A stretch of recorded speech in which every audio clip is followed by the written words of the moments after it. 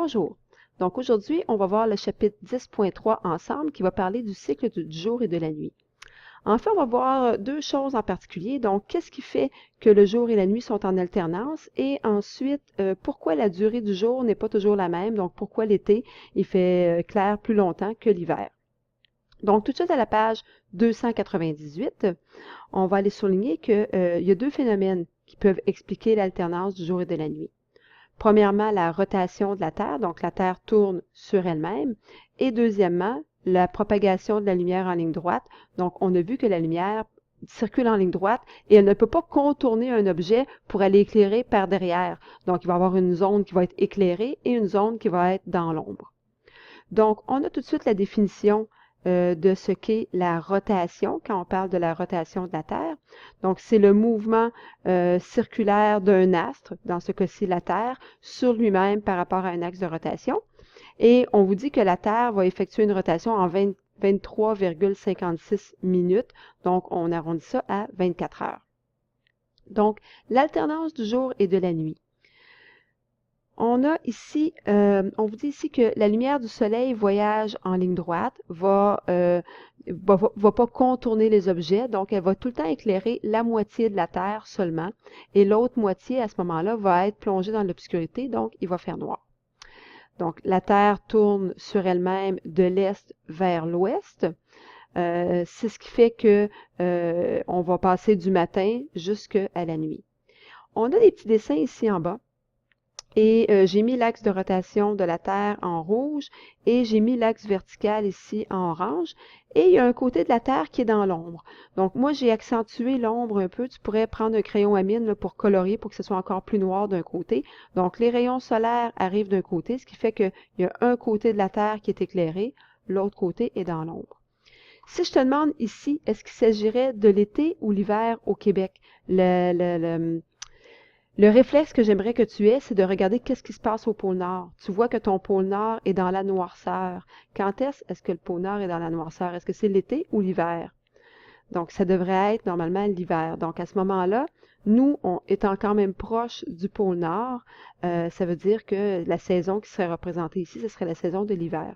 Donc, c'est une façon de répondre à cette question-là. On va tout de suite aller à la page suivante.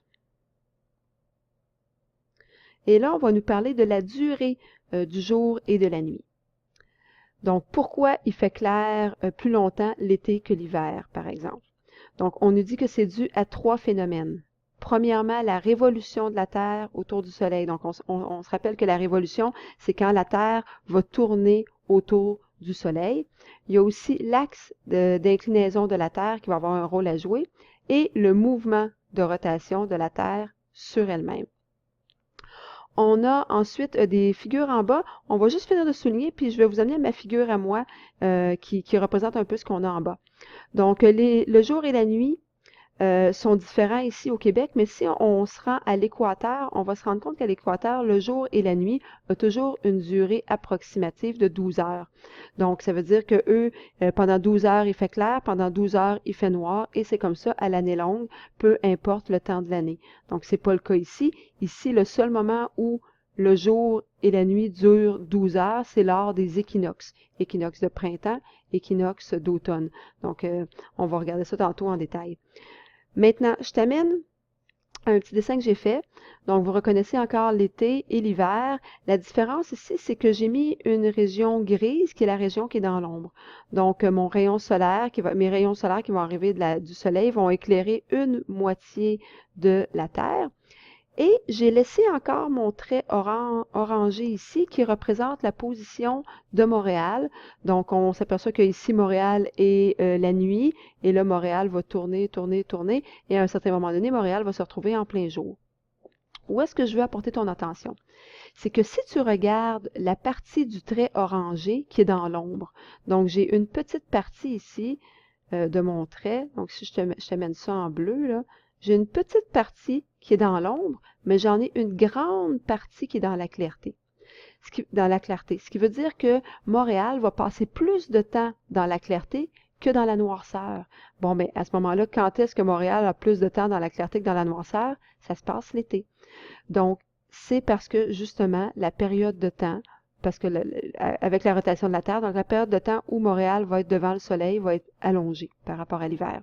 Si on s'en va voir l'hiver, le même phénomène, le Soleil étant de l'autre côté, j'ai la moitié de la Terre, donc la partie gauche à ce moment-là qui est éclairée, la partie de droite est dans l'ombre. Si je regarde encore là le trait que j'avais fait orangé et que je mets en bleu la partie qui est du côté de la nuit, ben, on se rend compte que le trait est beaucoup plus long dans la nuit que durant le jour. Donc, c'est pour ça qu'à ce moment-là, durant l'hiver, la nuit est plus longue que le jour. Donc, il fait noir à 4 heures, puis il commence à faire clair peut-être autour de 7 heures. Donc, c'est la façon qu'on peut l'expliquer. Donc, si je retourne à origine, on a un peu le même dessin ici. Je vais rezoomer correctement.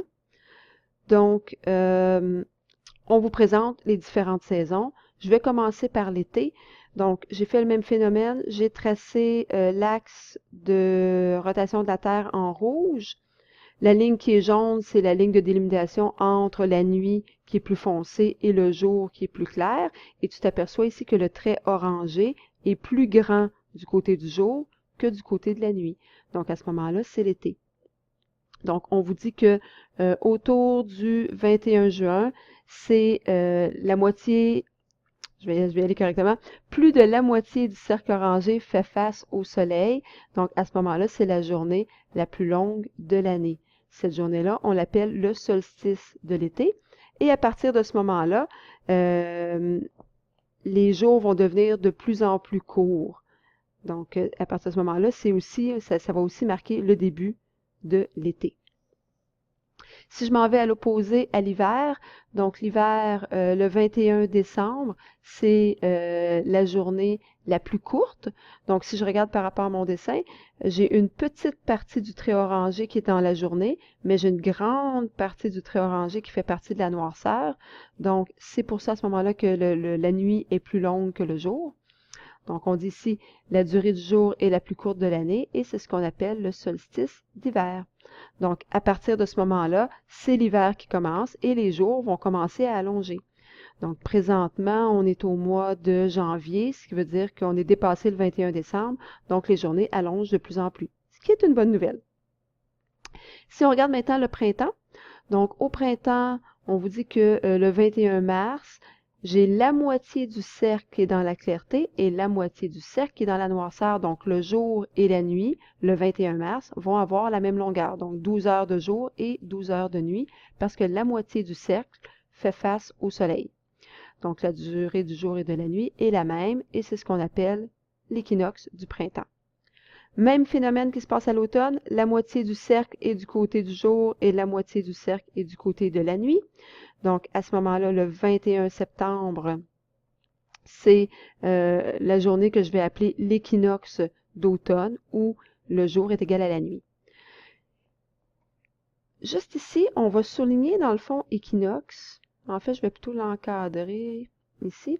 Donc, l'équinoxe dans équi qui peut te faire penser à égal ou donc qui veut dire le jour et la nuit sont d'égale durée. Donc, équi devrait te faire penser à égal. Tandis que quand on parle de solstice, on parle tout le temps de soit la nuit la plus longue ou le jour le plus long. Donc, il y en a un des deux, soit la nuit ou le jour, qui est le plus long à ce moment-là.